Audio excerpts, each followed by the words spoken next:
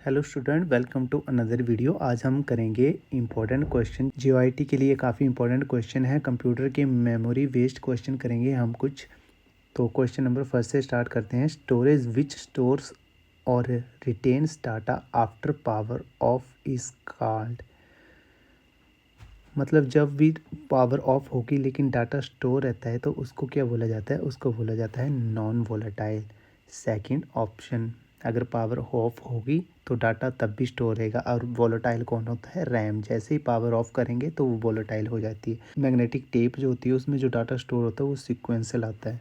Question number second है, a permanent memory which halts data and instruction fast data the computer and does not erase data after power of. तो इसका answer होगा रोम। अगर आप computer को of भी कर दोगे तो जो भी इंस्ट्रक्शन रोम में लिखी गई हैं वो ना, विच of the flowing memories must be refreshed many times पर सेकेंड। कौन सी मेमोरी है जो रिफ्रेश्ड होती रहती है पर सेकेंड के हिसाब से? आपने पढ़ा होगा कि इसका आंसर होगा option D, dynamic RAM. RAM आपने पढ़ी होगी, 2 टाइप की होती है। फर्स्ट होती है स्टैटिक रैम और सेकंड होती है डायनेमिक रैम। वर्ड ही है डायनेमिक। डायनेमिक रैम जो है वो बार बार रिफ्रेश होती है डाटा को स्टोर करने के लिए, और ये कैपेसिटर का यूज़ करती है डाटा स्टोर करने के लिए। चीपर होती है ये और लेस एक्सपेंसिव है और लेस ही स्पेस ऑक्यूपाई करती है।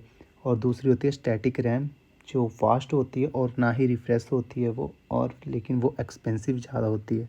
अगला क्वेश्चन है, यूएसबी टाइप स्टोरेज इज़। कौन सी है यूएसबी? यूएसबी कहलाती है secondary.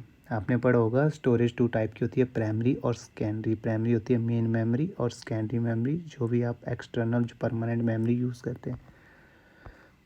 Which of the following places the common data element in order to form smallest to large पूछा हुआ है। स्मॉलेस्ट टू लार्ज, इसका ऑप्शन होगा फिफ्थ का सी। सबसे पहले करैक्टर, फिर उससे बड़ा फील्ड, फिर उससे बड़ा रिकॉर्ड, फिर उससे बड़ा फाइल, फिर data. Which device is use to backup the data. अगर आपने डेटा को बैकअप रखना है तो किसका यूज़ करेंगे? देखिए, फ्लॉपी डिस्क जिसका यूज़ होता है store data, tape, magnetic tape, network drive, सभी। तो ऑल ऑफ दीज आ जाएंगे। A half wit is known as. क्या बोला जाता है हाफ वाइट को? जल्दी से बताएं। निप्पल। तो आपने पढ़ा होगा कि वन विट क्या होता है? 1 विट होता है या तो 0 या तो 1, ठीक है। और 4 विट क्या होता है? 1 निब्बल। और 1 वाइट की क्या होता है? 2 निब्बल। और यहाँ पे पूछा है हाफ, तो हाफ वाइट क्या हो जाएगा? 1 nibble. Main memory of computer is. क्या होती है मेन मेमोरी? होती है इंटरनल।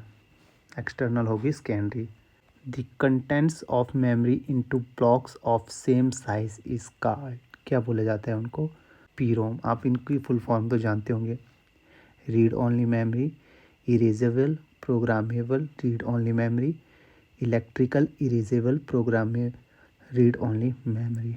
इसकी ऑप्शन हो जाएगी D, all of the above. What is the permanent memory built into your computer call. फिर से पूछा है परमानेंट, और परमानेंट क्या होती है? ROM, read only memory. RAM तो वॉलेटाइल है।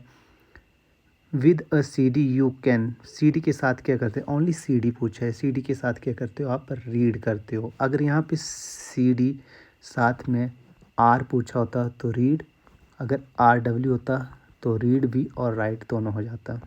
रैम क्या है? रैम क्या है? इंटरनल मेमोरी यानी मेन मेमोरी। क्वेश्चन टल, यानी दोनों ऑप्शन ठीक हो जाएंगे इसकी। अगला क्वेश्चन है, dash is the permanent memory built into your computer called. Permanent memory को क्या बोलते हैं? उसको बोलते हैं रैम। सॉरी, परमानेंट क्या पूछे? परमानेंट, हाँ परमानेंट नहीं, परमानेंट होती है रोम। रैम तो वॉलेटाइल है, जैसे आप स्विच करोगे कंप्यूटर को तो रैम जो भी डाटा होगा वो इरेज हो जाएगा।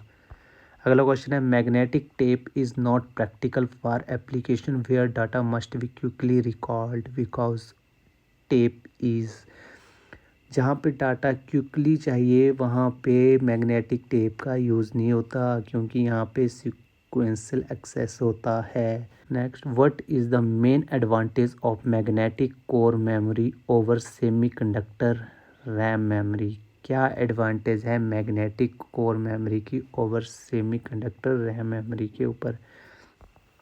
तो इसका है option D, simple non volatile, क्योंकि मैग्नेटिक और मेन मेमोरी है और ये नॉन वोलेटाइल है और रैम जो है वो वोलेटाइल है। Hard disk drives are considered, hard disk क्या कंसीडर होती हैं बताएं यहाँ से? वो होती हैं non volatile. Flash memory also volatile, temporary volatile, non permanent volatile.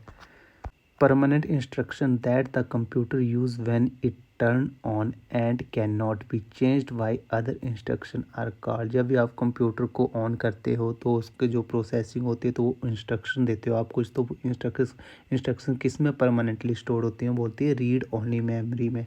Flash memory is called as, उसको बोला जाता है flash RAM. A Winchester disk is, ये होती है disk stack. Reusable optical storage will be, क्या बोला जाता है जिसको रीयूज़ कर सकते हैं? ऑप्टिकल स्टोरेज CD, इसको आप रीड कर सकते हो CDRW, read and write. Data gathering in computer means they allows to use storage. The process to copy the software in hard disk from secondary storage, इसको क्या कहते हैं? एस्केलेशन करना। अपलोड तो आप नेट पे करते हो, स्टोरेज तो स्टोरेज टाइप होगी डाउनलोडिंग, जब आप कोई चीज़ डाउनलोड कर। When we work on any document on PC it store temporarily on, देख लो जब भी आप काम करते हो जैसे कोई डॉक्यूमेंट लिख रहे हो कुछ भी लिखते हो, टेम्परेरी कहाँ पे जाता है? रैम में। The faster costlier and relatively small form of storage managed by computer system is, यहाँ पे फास्टर भी बोला है लेकिन कॉस्टलियर और स्मॉल तो वो होती है मेन मेमोरी, यानी कैसे मेमोरी, क्योंकि ये लाइज करती है बिटवीन रैम एंड CPU के बीच में। जो भी CPU को डाटा चाहिए, कोई भी डाटा बार बार चाहिए CPU की रिक्वायरमेंट होती है तो वो कैश मेमोरी में ही स्टोर होता है। The analytical engine develop during the first generation of computer used, क्या यूज़ करते थे वो? Counter wheel. Analytical engine comment करके बताना किसने डेवलप किया था। Which of the following is use to hold ROM RAM CPU and expansion cards, ये तो आपको पता ही, ये सारी चीज़ें कहाँ पे होती हैं? Motherboard. Option B. Which of the following medium is used between CPU RAM to speed pro, ये तो मैंने आपको पीछे बताया अभी, cache memory. Breaking logical memory into blocks of same size is called, उसको बोलते हैं पेजेस। तो ये तो कुछ इंपॉर्टेंट क्वेश्चन, आई होप आपके लिए हेल्पफुल हों, तो वीडियो को लाइक एंड चैनल को सब्सक्राइब जरूर करें। God bless you.